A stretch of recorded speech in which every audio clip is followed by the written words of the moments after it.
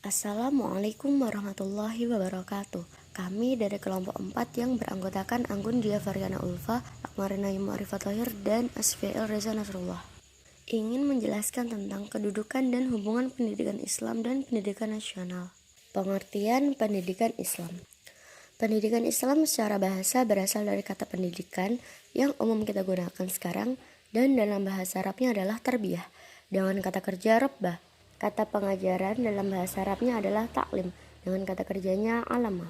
Pendidikan Islam berarti sistem pendidikan yang memberikan kemampuan seseorang untuk memimpin kehidupannya sesuai dengan cita-cita dan nilai-nilai Islam yang telah menjiwai dan mewarnai corak kepribadiannya. Dengan kata lain, pendidikan Islam adalah suatu sistem kependidikan yang mencakup seluruh aspek kehidupan yang dibutuhkan oleh hamba Allah, sebagaimana Islam telah menjadi pedoman bagi seluruh aspek kehidupan manusia, baik duniawi maupun ukhrawi. Pendidikan Islam menurut para ahli.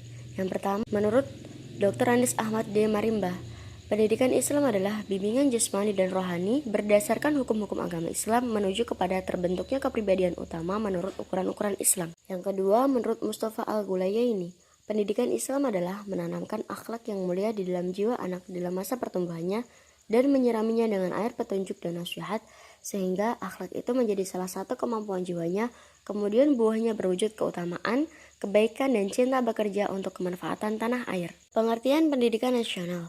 Menurut Sunario, pendidikan nasional adalah sistem pendidikan yang berdiri di atas landasan dan dijiwai oleh falsafat hidup suatu bangsa dan tujuannya bersifat mengabdi kepada kepentingan dan cita-cita nasional bangsa tersebut. Sementara itu, Departemen Pendidikan dan Kebudayaan merumuskan bahwa pendidikan nasional ialah suatu usaha yang membimbing para warga negara Indonesia menjadi Pancasila yang berpribadi berdasarkan akan ketuhanan, berkesadaran masyarakat, dan mampu membudayakan alam sekitar. Hubungan pendidikan Islam dan pendidikan nasional.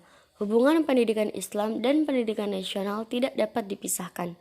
Keduanya mempunyai hubungan yang sangat erat. Dalam hal ini, dikaitkan dengan konsep penyusunan sistem pendidikan nasional tersebut.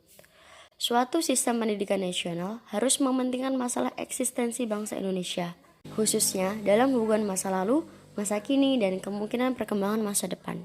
Dari bunyi Undang-Undang Nomor 2 Tahun 1989, beserta peraturan yang menyertai jelas bahwa pendidikan agama Islam adalah kurikulum wajib diberikan.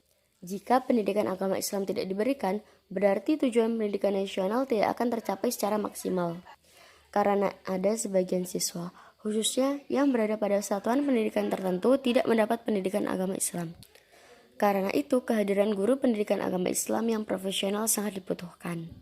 Tujuan pendidikan nasional maupun tujuan pendidikan Islam ada kesamaan yang ingin diwujudkan, yaitu dimensi transendental atau ukhrawi dan dimensi duniawi atau material. Pendidikan Islam dan pendidikan nasional terdapat 3 segi yang dapat ditelusuri. Yang pertama, dari konsep penyusunan sistem pendidikan nasional Indonesia.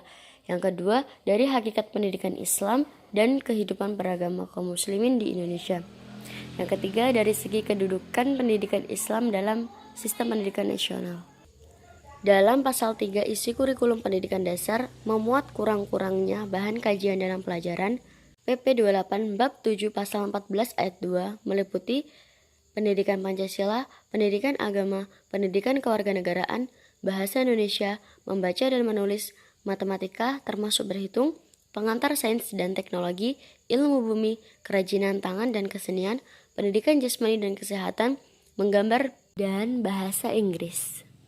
Pada PP 29 tahun 1990 bab 7 pasal 15 ayat 2 isi kurikulum pendidikan menengah wajib memuat bahan kajian dan mata pelajaran tentang pendidikan Pancasila, pendidikan agama, dan pendidikan kewarganegaraan.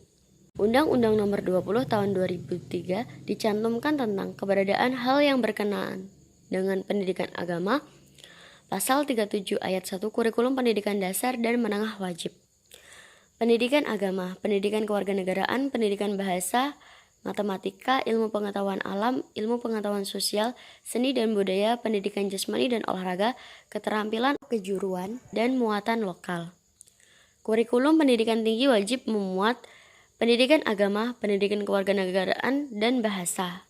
Pokok-pokok pikiran nilai-nilai yang terkandung dalam Undang-Undang Nomor 20 Tahun 2003 yaitu: yang pertama, pendidikan nasional adalah pelaksanaan pembangunan nasional di bidang pendidikan. Yang kedua, asas dan dasar pendidikan berdasarkan Pancasila dan Undang-Undang Dasar 1945. Yang ketiga, tujuan pendidikan nasional bertujuan berkembangnya potensi peserta didik. Yang keempat, pendidikan nasional bersifat demokratis dan humanis, yakni memberikan kesempatan kepada setiap negara untuk memperoleh pendidikan. Yang kelima, memberikan kesempatan pendidikan bagi peserta didik yang memiliki kelainan fisik atau mental. Yang keenam, menekankan pentingnya pendidikan keluarga merupakan salah satu upaya mencerdaskan kehidupan bangsa melalui pendidikan seumur hidup. Yang ketujuh, pendidikan keagamaan merupakan satu jenis pendidikan yang khusus mengajarkan agama tertentu. Kedudukan pendidikan Islam dan pendidikan nasional. Yang pertama, pasal 1 ayat 1 pendidikan adalah usaha sadar dan terencana untuk mewujudkan suasana belajar dan proses pembelajaran agar peserta didik secara aktif mengembangkan potensi dirinya untuk memiliki kekuatan spiritual keagamaan, pengendalian diri, kepribadian, kecerdasan, akhlak mulia, serta keterampilan yang diperlukan dirinya, masyarakat, bangsa, dan negara. Yang kedua, pasal 1 ayat 2, pendidikan nasional merupakan pendidikan yang berdasarkan pada nilai Pancasila dan Undang-Undang Dasar 45, yang mana nilai tersebut berakar pada nilai-nilai agama, kebudayaan nasional, dan tanggap terhadap tuntutan perubahan zaman. Agama sebagai tujuan pendidikan agar peserta didik memiliki kekuatan spiritual keagamaan dan sumber nilai dalam proses pendidikan nasional. Yang ketiga, pasal 4 ayat 1. Pendidikan diselenggarakan secara demokratis dan berkeadilan serta tidak bersifat diskriminatif dengan tetap menjunjung tinggi hak asasi manusia, nilai keagamaan, nilai kultural, dan kemajemukan bangsa. Yang keempat, pasal 12 ayat 1, setiap peserta didik pada setiap satuan pendidikan berhak mendapatkan pendidikan agama sesuai dengan agama yang dianutnya dan dianjurkan oleh pendidikan yang seagama. Yang kelima, pasal 55 ayat 1 terkait pendidikan yang berbasis masyarakat. Semua masyarakat berhak menyelenggarakan pendidikan berbasis masyarakat pada pendidikan formal dan non-formal sesuai dengan kekhasan agama, lingkungan sosial, dan budaya untuk kepentingan masyarakat. Sekian dari kelompok kami. Akhirul kalam. Wassalamualaikum warahmatullahi wabarakatuh.